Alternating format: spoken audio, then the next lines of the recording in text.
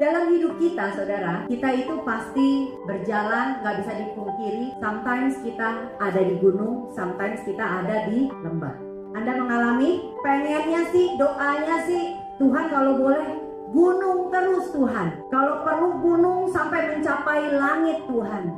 Tapi hidup ini kan harus realistis. Sometimes kita di atas gunung. Tuhan justru mau ngajak kita naik ke gunung yang di depan yang lebih tinggi lagi. Tapi how? Tapi bagaimana caranya kita bisa pindah ke gunung yang lain, saudara? Loncat. Kita harus turun gunung. Setelah turun gunung, kita akan masuk ke dalam namanya lembah. Lalu perjuangan Anda belum selesai. Gunung yang Anda mau harus kita daki lagi. Begitulah hidup ini. Mungkin Tuhan bawa kita di atas gunung. Kita bisa merasakan mountain experience. Kita di atas gunung. Wah, puji Tuhan bro, puji Tuhan sis, keluarga lancar.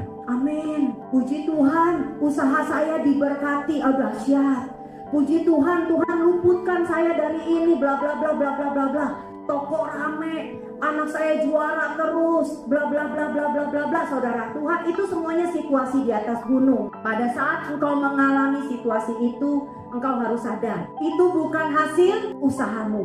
Semuanya itu karena Tuhan yang berperang, Tuhan yang memberikan buat Anda. Jadi that's why kita harus kayak, Tuhan thank you, hari ini usahaku diberkati. Tokoku rame banget Tuhan hari ini. Bukan karena engkau jago ngomong, bukan karena engkau jago cuap-cuap, tapi semuanya itu karena Tuhan yang membawa engkau naik ke atas gunung. Pada saat engkau di atas gunung, gampang ya kita mengucap syukur, bener gak saudara? Mulut lancar, tapi hidup itu berjalan. Kadang Tuhan akan bawa kita masuk ke dalam lembah, kepreset dikit, mulai keluar keringet dikit. Tapi saat engkau masuk pelan-pelan ke dalam lembah yang tadinya terang benderang, lama-lama engkau rasakan kok mulai gelap ya? Kok jalanannya kaki mulai pegel ya? Kok pemandangannya udah mulai nggak ada nih?